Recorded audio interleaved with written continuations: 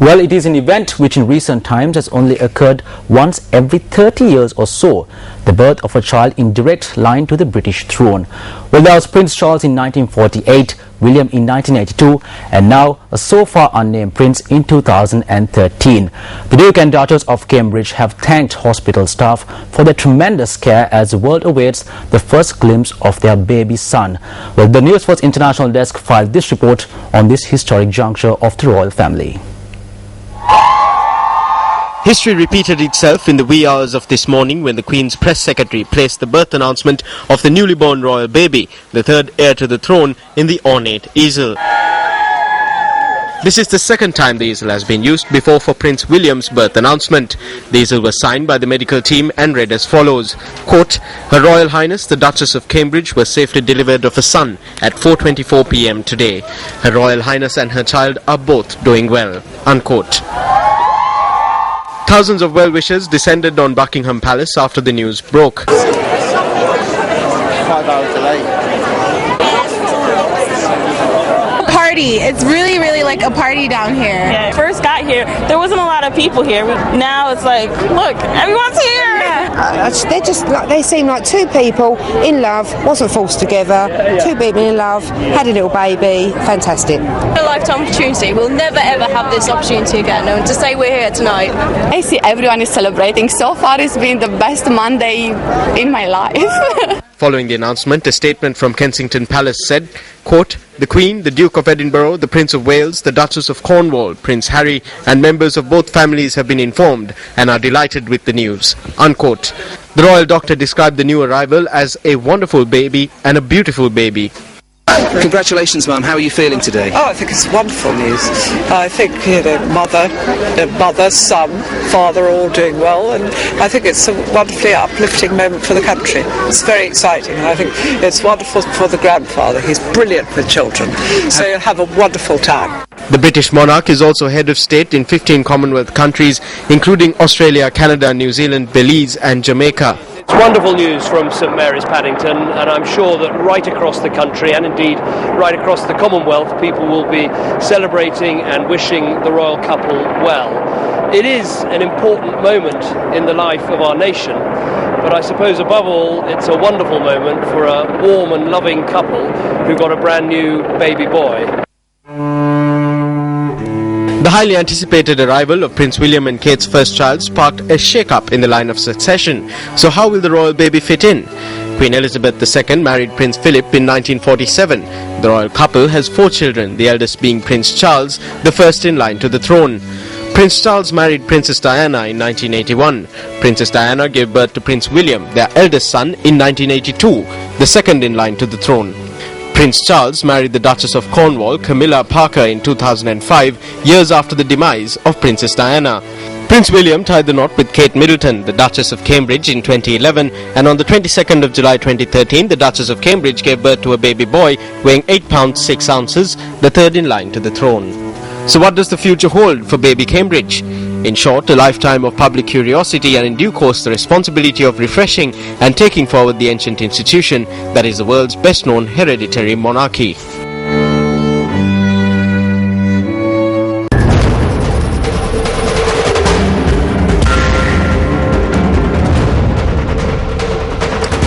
මෙන්න අයහපත් කාලගුණය පිළිබඳ විශේෂ අනතුරැංගවීමේ නිවේදනයක්. දිවෙන සහ අවට මුහුදු ප්‍රදේශවල නිර්දිග මෝසම් සුළං සක්‍රිය ඇති බව කාලගුණ විද්‍යා දෙපාර්තමේන්තුව නිවේදනය කරනවා. දිවෙන සහ අවට මුහුදු ප්‍රදේශවල විටින් විට තද සුළං පැයට කිලෝමීටර් 70ක වේගයෙන් ඇතිවන බවත්, දිවෙනවට වන මුහුදු ප්‍රදේශ සාමාන්‍යයෙන් රළු වන බවත් කාලගුණ විද්‍යා දෙපාර්තමේන්තුවේ ස්වභාවික විපත් පිළිබඳ පූර්ව අනතුරු ඇඟවීමේ මධ්‍යස්ථානයේ නිකුත් කළ මෙම විශේෂ නිවේදනයේ සඳහන් වෙනවා. ඒ අනුව අද රාත්‍රී 8 සිට ඉදිරි පැය 18ක කාලයකට මෙම අනතුරු ඇඟවීමේ නිවේදනය බලපෑවැත්වෙන බවයි කාලගුණ විද්‍යා දෙපාර්තමේන්තුවේ ස්වභාවික විපත් පිළිබඳ පූර්ව අනතුරු ඇඟවීමේ මධ්‍යස්ථානය නිවේදනය කරන්නේ. ඒ අනුව දිවෙන සහ අවට මුහුදු ප්‍රදේශවල නිර්දිග මෝසම් සුළං සක්‍රිය ඇති බැවින් දිවෙන සහ අවට මුහුදු ප්‍රදේශවල තද සුළං පැයට කිලෝමීටර් 70ක වේගයෙන් ඇති වන බවත්, දිවෙන වටවන මුහුදු ප්‍රදේශ සාමාන්‍යයෙන් රළු වන බවත් මෙම නිවේදනයේ සඳහන්. ජෙෆ්රි. ස්තුතියි අමරේ. இன்றிரவு 8 மணி தொடக்கம் எதிர்வரும் அடுத்த 18 மணித்தியாலங்களுக்கான விசேட எச்சரிக்கை அறிவிப்பை வளிமண்டலவியல் திணைக்களம் விடுத்திருக்கிறது. நாட்டை சூழவுள்ள கடற்பரப்பில் இடைக்கிடையே பலத்த காற்று வீசக்கூடும் என்றும் மணித்தியாலத்திற்கு காற்றினுடைய வேகம் 70 கிலோமீட்டர் வேகத்தில் வீசக்கூடும் எனவும் வளிமண்டலவியல் திணைக்களம் எதிர்வு கூறியிருக்கிறது. எனவே கடல் சற்று கொந்தளிப்பாக காணப்படும் என்றும் வளிமண்டலவியல் திணைக்களம் குறிப்பிட்டிருக்கிறது. Aaron, over to you. Thank you, Jeff. Well, the early warning center of the Department of Meteorology has issued a weather advisory for strong winds valid for the next 18 hours starting from 8 p.m. tonight. They say that the active southwest monsoon will prevail over the island and its vicinity.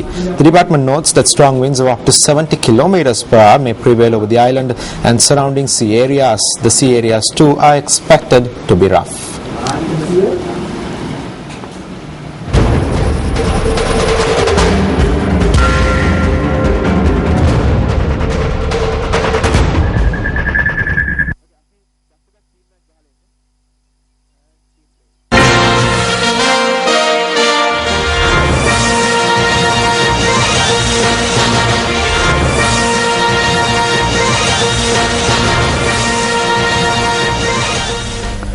Speaking at an event in Batiklo recently, UPFA Eastern Provincial Councillor Sivanes Turai Chandrakantan commented on the Northern Provincial Council.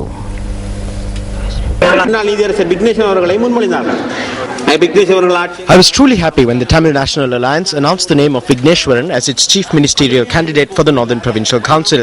If Vigneshwaran comes into power and if he does not strongly oppose the government and works in a peaceful manner, then I believe we can achieve sustainable peace and development while securing our rights. It will also benefit the Northern Provincial Council.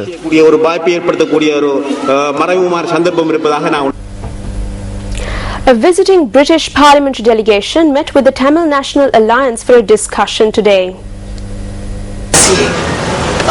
The visiting British parliamentary delegation met with the representatives of the TNA in Kilinochchi this morning. After the discussion, TNA parliamentarian Mave Senadiraja spoke to News First. Sri Lanka. We briefed the visiting delegation about the problems faced by the Tamil people. Since there is no political solution from the government, we did not discuss a political solution. Even when there is an opportunity to go beyond the 13th Amendment in order to obtain a solution within a united Sri Lanka, this government has so far failed to take the necessary measures to that end. We told the delegation that the 13th Amendment to the Constitution will not be a solution to the national issue. We also informed them that attempts are being made to pass a bill in Parliament to secure powers, including police and land powers, vested in the provincial councils under the 13th Amendment to the Constitution. A national conference on the role of religion in reconciliation was held in Colombo today. The conference held at the Lakshman Khadirgamar Institute for International Relations and Strategic Studies was attended by politicians, members of the clergy and professionals among others. What has caused this disharmony? It has been caused by the politicians in the south and in the north. Our political leaders have used ethnicity or race to ethnicize Sri Lanka. Our politicians have used religion to religiousize the Sri Lankan community. Sri Lankan leaders failed to create that overarching identity, to create the Sri Lankan spirit. If politicians fail to play their role properly but use religion and religious men to achieve their own ends, then the whole process of reconciliation is bound to fail. That is what I think happening now in Sri Lanka. Politicians, they always talk about reconciliation. They want to make religious people for their benefit. Unless religion should be free from politicians' hands, then religious people cannot the proper role for reconciliation. Minister of National Languages and Social Integration Vasudeva Nanakara says that the power of provinces should be given to its residents under the watch of the central government. He expressed these views at the ceremony organised by the Public Health Forum to launch the book titled Global Health Watch 3.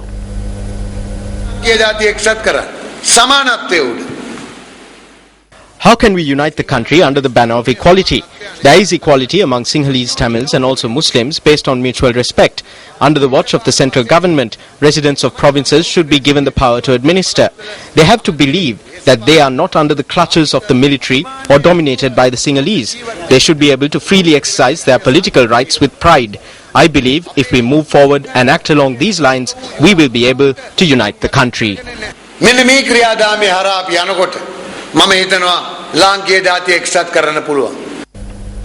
Former US President Abraham Lincoln was famous as a narrator with his sharp wit and ability to deliver profound messages. Now on tonight's Words of Wisdom segment, we take a look at a statement made by Lincoln in one of his less known speeches.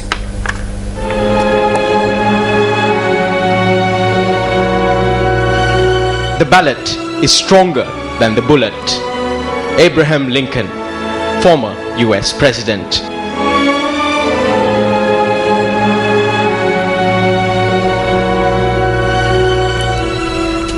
A media briefing was held today to launch the 2013-2014 cycle of the Jeffrey Bauer Awards for Architecture.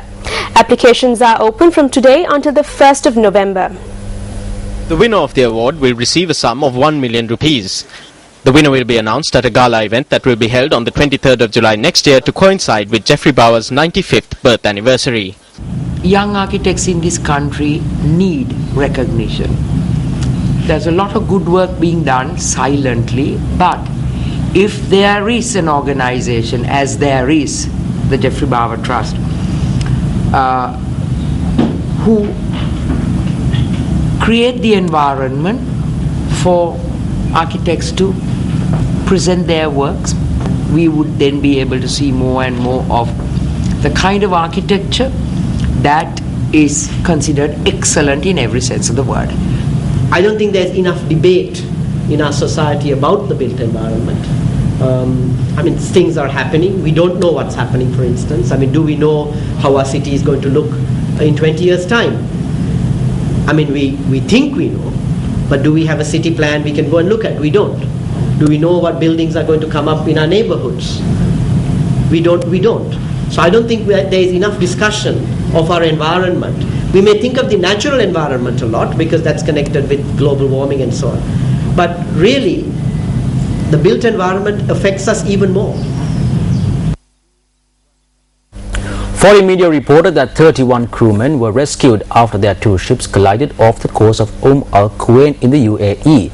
A UAE police spokesperson said one of the ships with a Sri Lankan flag had sunk, but all of its crew were rescued and were in good health.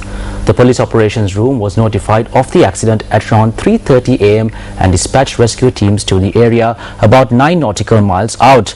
A UAE police spokesperson said that efforts are underway to raise the sunken ship while a second vessel was brought to Sharjah port for repairs. UAE police said the cause of the accident was still being investigated, but initial inquiries indicated that the Sri Lankan ship had stopped and did not have its lights on. According to foreign media, it is suspected the ship had a malfunction with its engine which cut out the power. The case had been handed to UAE prosecutors.